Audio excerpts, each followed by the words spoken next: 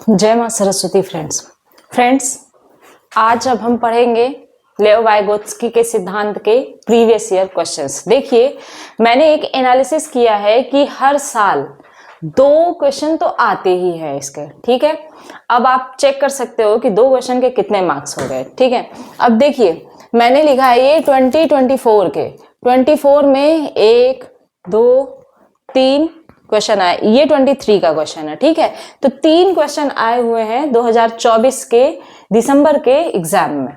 अब चलिए स्टार्ट करते हैं हम लोग। फर्स्ट क्वेश्चन है, लेव वाइगोत्स्की के अनुसार संज्ञानात्मक विकास के तरीके हैं।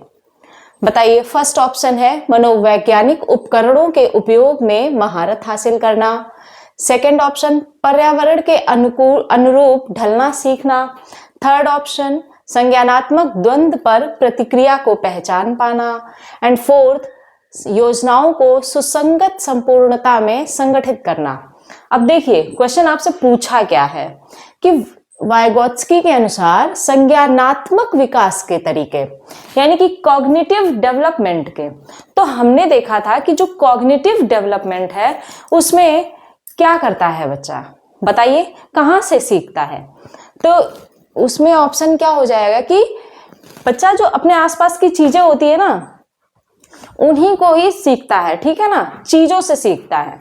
तो चीजों में यहाँ पर देखिए कहीं कोई चीज ऐसी समझ में आ रही है जहां चीजों का वर्ड हो, या उपकरण। देखिए इंस्ट्रूमेंट्स, यानी कि मनोवैज्ञानिक उपकरणों के उपयोग में वो क्या करता है, महारत हासिल करना चाहता है। ठीक है, तो इसका क्या ऑप्शन हो जाएगा, ऑप्शन ए, यानी कि ऑप्शन 1 हो जाएगा, मनोवैज्ञानिक उपकरणों के उपयोग में महारत हासिल करना। नेक्स्ट देखिए, लेव वाइगोत्स्की के अनुसार शिक्षार्थियों की समीपस्थ विकास के क्षेत्र के माध्यम से प्रगति में मदद करने में डैश की आवश्यकता होती है या आवश्यक भूमिका है।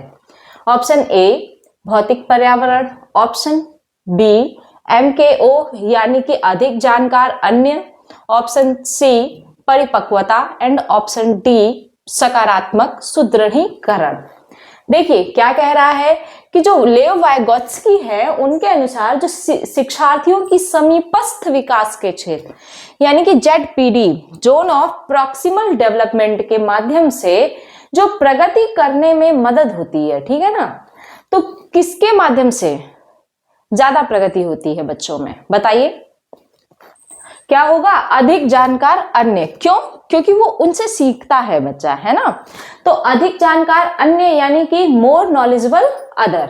क्या आ गया इसका राइट आंसर, MKO।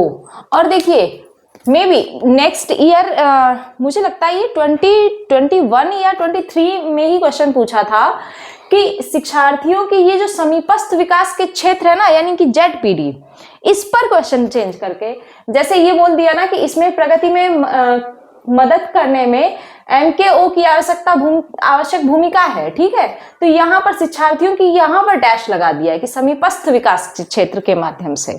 तो ये एक क्वेश्चन और बन गया, यानी कि ये जो है ना ZPD और MKO, इससे ही ज्यादा क्वेश्चन आते हैं। ठीक है, चलिए तो इसका राइट आंसर क्या हो गया, अधिक जानकार अन्य।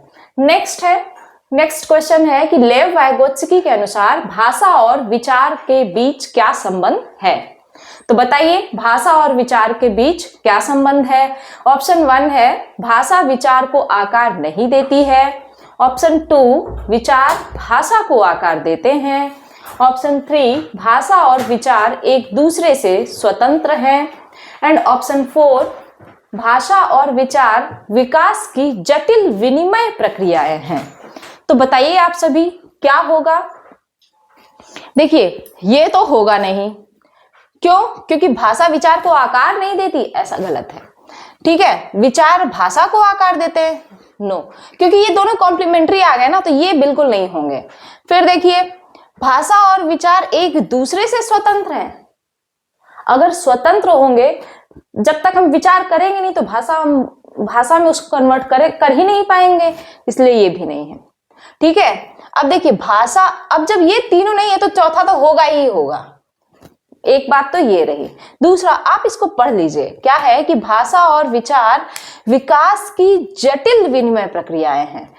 किसकी? विकास की। भाषा और विचार का संबंध किससे हो गया? विकास से हो गया, ठीक है। यानी कि उसी के माध्यम से डेवलप होते, ग्रो करते हैं बच्चे।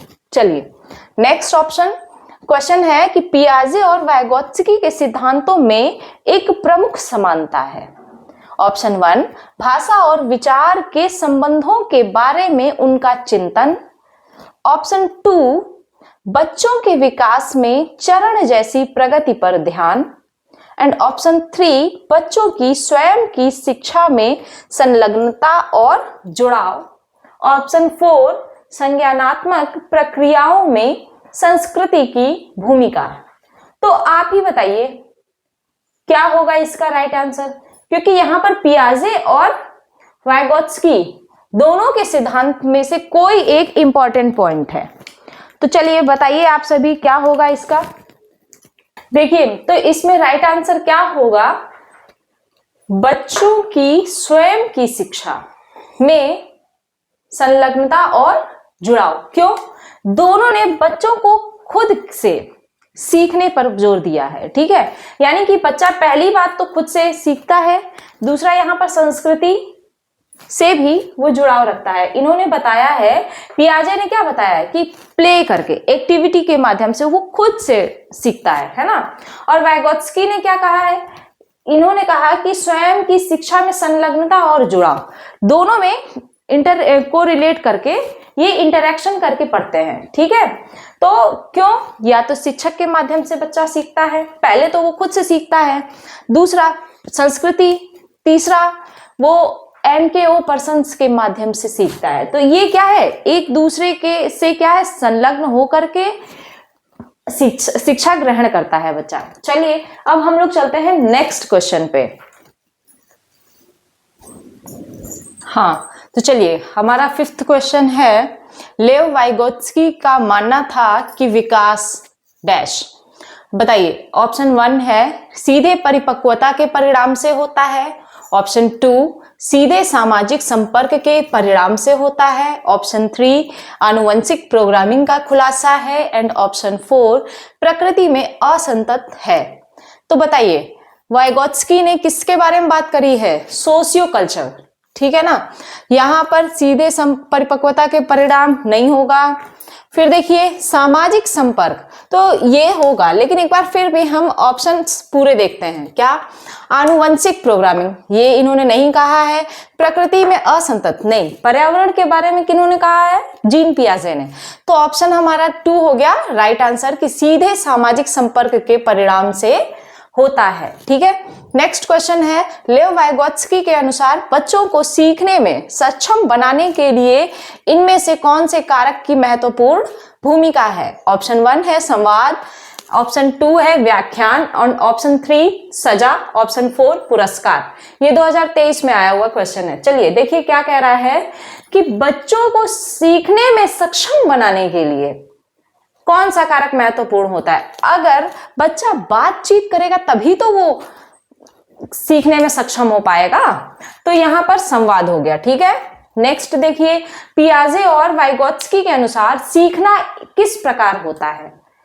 पियाजे और वाइगोत्स्की, ये इस टाइप का मतलब दोनों को मिक्स करके क्वेश्चन ज्यादा आए हैं, ठीक है। अनुसरण द्वारा ऑप्शन 1, ऑप्शन 2 निष्क्रिय श्रवण द्वारा, ऑप्शन 3 अनुकूलन व पुनर्बलन द्वारा, एंड ऑप्शन 4 अधिगमकर्ताओं की सक्रिय भागीदारी द्वारा। तो वाइगोत्स्की ने तो कहा ही है ना MKO है, और पियाजे ने क्या कहा है? पियाजे ने भी इसमें बताया है कि बच्चे निष्क्रिय से सक्रिय भागीदारी करते हैं, ठीक है। तो यहां पर क्या हो जाएगा? ऑप्शन 4 हो जाएगा कि अधिगमकर्ताओं की सक्रिय भागीदारी द्वारा। नेक्स्ट क्वेश्चन है, निम्न में से किस मनोवैज्ञानिक ने प्रतिपादित किया कि अंतःक्रिया की बच्चों के भाषिक विकास में महत्वपूर्ण भूमिका है? अब ये तो आप डायरेक्ट यहाँ पे बता ही दोगे, क्यों? क्योंकि हम लोग लेव वाइगोत्स्की का सिद्धांत ही पढ़ रहे हैं। तो क्या हो जाएगा? लेव वाइगोत्स्की, ठीक है। तो आज के लिए इतना ही करते हैं फ्रेंड्स। आप सभी को ये क्वेश्चंस मैंने बता करके दिखाया है कि हाँ, ये टॉपिक बहुत इंपॉर्टेंट है, इसलिए आप लोग मेरे वीडियोस को देखना बिल्कुल मिस ना करिएगा। Thank you.